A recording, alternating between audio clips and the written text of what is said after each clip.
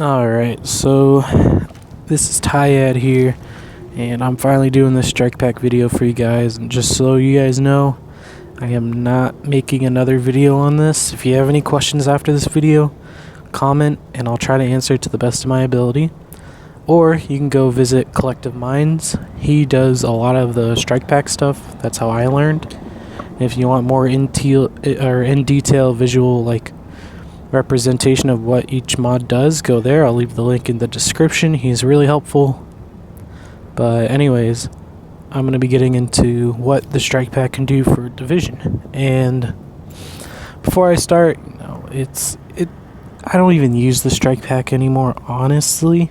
As I'm talking, I'm going to be going through the different mods that don't even work for Division. There's only two mods that really work: the anti-recoil and the rate of fire. And both of those sound really bad, but once you actually see what it does, you're going to be like, oh, that's not bad at all. Like, it really doesn't do anything for you. So rate of fire basically just turns all semi-automatics and buffs the RPM. And since there's a cap on the RPM for each gun, it doesn't even matter. And the anti-recoil just changes your recoil pattern. But first of all, you guys need to know how to turn it on. So basically, if you hold it in your hand, you put the strike pack on. I'll have a picture of it. You hold the right select, then you quickly tap the left select, which are those little square buttons, and that's basically how you turn it on. And then there's 8 mods. There's primary rate of fire, secondary rate of fire, anti-recoil, quick scope, auto run, drop shot, and then 2 more I don't even remember, honestly. I don't even remember.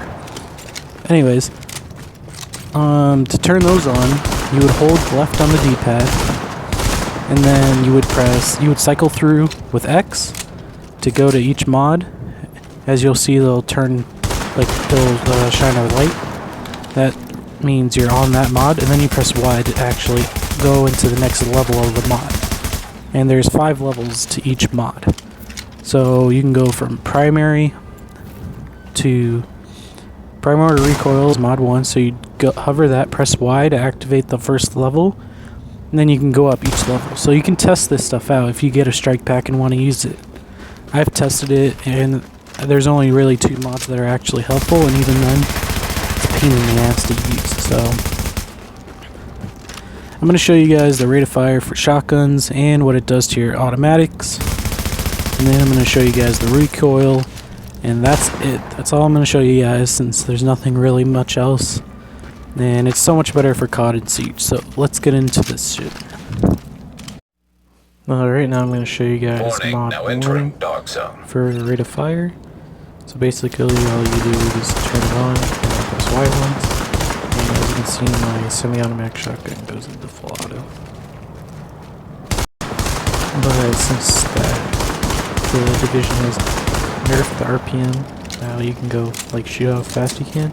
It's not really as good. I know I saw some people saying that you can buff the rate of fire on your M4s. It's not true. It only works for semi-automatic guns. As you can see, my sawed-off goes faster than my M4 now. This is mod 2. Basically the same thing as mod 1, just a little bit more recoil. This is going to be mod 3. Then you can see my M4 has jitter now. Doesn't shoot as fast as before. Unfortunately, that's how it is. And mod 2 actually makes you press your ult a lot, so don't use mod 2 for rapid fire.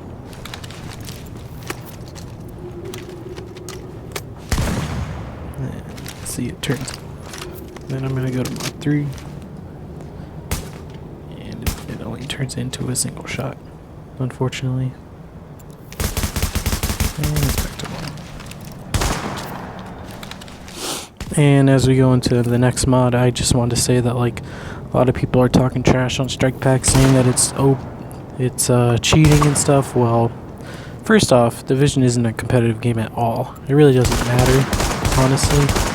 And second of all, strike pack sucks for Division. If you're talking about COD or Destiny or Siege, yeah, I understand that, but division, it doesn't make any difference whatsoever. So as we go into mod, I think this is 4 for rate of fire, or 5, I can't remember. You can see that there's a major backfire with the automatic weapons. You can't shoot them as fast anymore. So it's kind of a trade-off, and the gun gets stuck, or sometimes you won't even shoot. As you can see, I can't shoot rate of rapid right there. And the gun actually will shoot by itself sometimes when you're done shooting, so it is kind of a problem. So just like with the recoil gun, I'm going to show you guys have to test out what mods you like if you're going to use a strike pack.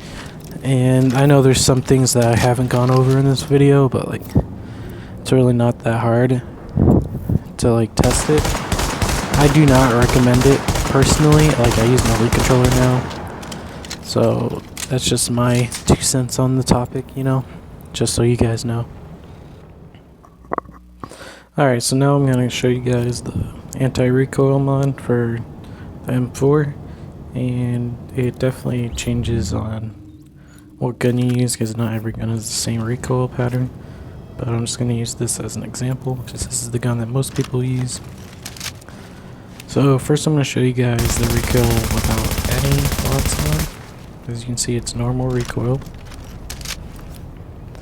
Then we're going to go to mod 1.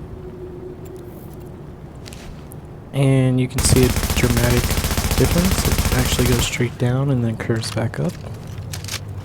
Mod 2. It should do the same thing. Yep, down and curved up. And then we're going to go to mod 3. And it's just normal, doesn't really do anything to your recoil. Mod 4, which is like, yeah, your recoil kind of just goes straight up. Even hip firing, it's kind of annoying, don't use mod 4. Mod 5 is basically the same thing, but I find it easy to control. It's my personal preference. And, you know, it's all about like testing stuff, you know? Just like figuring what's good for you. You can also go to like mod 1 or mod 2 and like press RB or L or LB to show how much recoil you can get or how much recoil you cannot get.